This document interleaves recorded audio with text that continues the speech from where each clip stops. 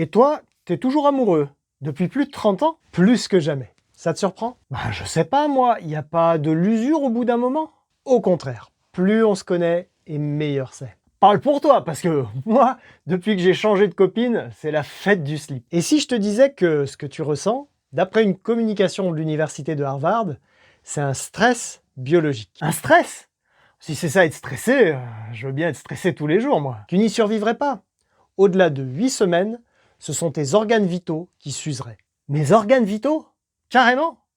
Ben pourquoi? J'aurais pensé à d'autres organes, moi. Figure-toi que, d'un point de vue biochimique également, c'est la fête du slip. Biochimique, carrément. C'est quoi ce truc? C'est la chimie de ton corps, ce qui te permet de t'adapter à certaines situations. Et quand je rencontre une nana, ma biochimie, elle fait trop la fête? En quelque sorte, ton cortisol, ta testostérone et ton système dopaminergique flambent, alors que ta sérotonine s'effondre. Ah, et c'est pas bien? Disons que si ça t'arrive sans explication, il y a de quoi s'inquiéter. Pourquoi? Elles servent à quoi ces biochimies? Ici, on va s'intéresser uniquement à deux types de composants, les hormones et les neurotransmetteurs. Bon alors, ils servent à quoi ces hormones et ces neurotransmetteurs? Déjà, le cortisol, c'est l'hormone du stress. C'est pour ça que j'ai parlé de stress biologique. Ouais, maintenant que t'en parles, j'étais pas serein au premier date, mais la testostérone, c'est une bonne nouvelle, non? Et c'est pour ça que les mecs kiffent les nouvelles rencontres en fait. Oula, ne va pas trop vite en conclusion. Les taux de testostérone sont naturellement plus élevés chez les hommes, mais les femmes en ont aussi, et leur taux augmente aussi en cas de nouvelles rencontres amoureuses. Ma meuf, dopée à la testo, il y avait aussi un système de dope là, non? Le système dopaminergique, c'est le circuit de la récompense. Cool! Du coup, c'est le pied, non? Oui, mais ça, c'est le seul qui ne redescend pas. Ah!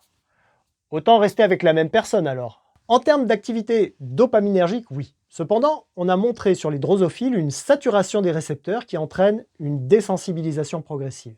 Ah bah tu vois, c'est mieux quand c'est nouveau. Oui, pour les drosophiles, les mouches du vinaigre, couramment utilisées pour expériences de laboratoire. T'insinues quoi là? Que ça serait pas vrai chez les humains? Que ça n'est pas démontré chez les humains? Un modèle animal, c'est une piste d'explication. Pas une preuve. Ouais, bah moi je me sens bien comme une mouche à butiner ma copine, tu vois. Mais bon, t'avais pas parlé d'un truc qui baisse aussi? Absolument. La baisse de la sérotonine. Comme pour un obsessionnel ou un dépressif. Attends, obsessionnel je veux bien, mais pas dépressif là, au contraire. La même variation peut avoir des conséquences différentes selon le contexte. Ah, tu me rassures. Tu crois que je suis obsessionnel? Un peu, tu m'en parles tout le temps. Ce qui fait que socialement, il vaut mieux que ça s'atténue. Ouais, c'est vrai qu'à force, ça peut être abusé. De toute façon, biologiquement, la sérotonine va retrouver son taux habituel. Ah bon? Ça remontera alors. Et la testostérone, je pourrais garder la testo? Non, pas plus que le cortisol. Ah, je vais perdre la testo, mais aussi le truc du stress alors. Finalement, il restera que le système dopatruc, qui sert à rien chez les mouches d'ailleurs. Alors, tu vas garder l'activité du système dopaminergique. Mais le plus beau, c'est qu'il va provoquer une production d'ocytocine et de vasopressine. Ah bon? Et ça sera encore la fête de la biochimie? Pas la même. Tu vas gagner en hormones du lien, ce que tu vas perdre en hormones du stress. Et c'est une bonne nouvelle? Oui, parce que ça permet de maintenir une activité élevée du système dopaminergique, tout en bénéficiant de l'effet apaisant de l'ocytocine et de certains opioïdes. Des opioïdes? De l'opium carrément.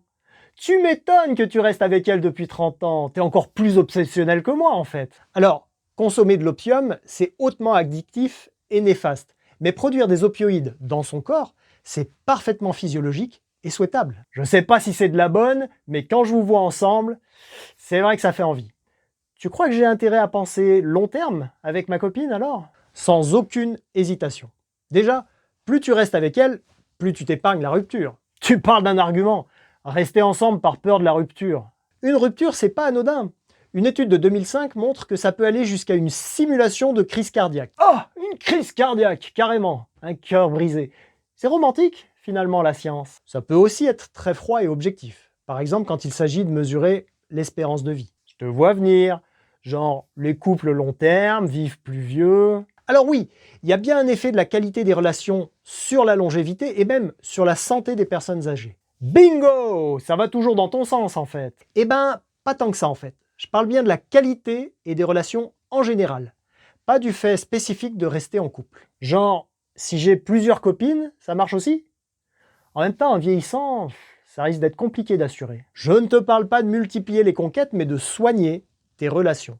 Toutes tes relations. Tu veux dire, même avec mon garagiste ou mon banquier? Ça peut aider. Mais ce que je veux dire, c'est que les relations amicales comptent autant que les relations romantiques. Tu veux pas que je couche avec mes potes quand même? Non, il s'agit pas de sexualité, mais de la qualité de tes relations avec eux. Toi, j'ai l'impression que tu as un truc à me demander. Alors, pas sûr que notre relation soit de celles qui permettent d'allonger notre espérance de vie en bonne santé. Mais si tu veux améliorer la longévité et la santé de cette chaîne, évidemment, surtout si ça maintient en vie et en bonne santé ma relation avec ma copine, eh bien abonne-toi, commente et partage cette vidéo. Et tu peux aussi approfondir le sujet à partir du lien en description vers la communication référence de l'université de Harvard. Harvard! Classe, mais c'est les States là. Je vais peut-être plutôt regarder une vidéo de chaton. Tu peux faire mieux. Si tu veux pas d'une traduction automatique, regarde l'autre lien, celui vers la Société de neuroendocrinologie qui comporte des experts du CNRS et de l'INSERM. Ah, pointu. Je vais peut-être quand même regarder les chatons. Tu veux pas faire des vidéos de chatons? C'est mignon les chatons. Très, seulement si je veux sortir une vidéo sur les relations de couple tous les dimanches à 9 h et prendre soin de mes clients et de mon couple, j'ai plus beaucoup de temps à consacrer aux chatons. Ah ouais, vu comme ça. Mais du coup, moi, je peux regarder des vidéos de chatons jusqu'à dimanche. Je pense qu'il est préférable de prendre soin de toi, de ta partenaire et surtout de votre lien. À bientôt.